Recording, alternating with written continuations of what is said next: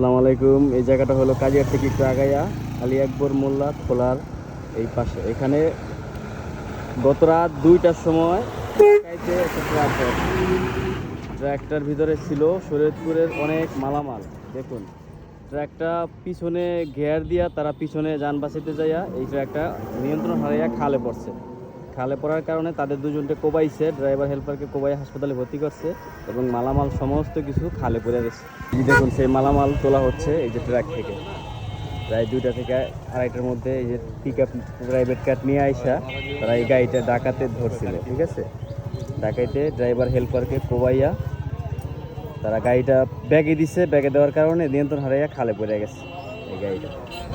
এই দেখুন মালামাল, দেখুন কত মালামাল, এই মালামালগুলো তোলা হচ্ছে।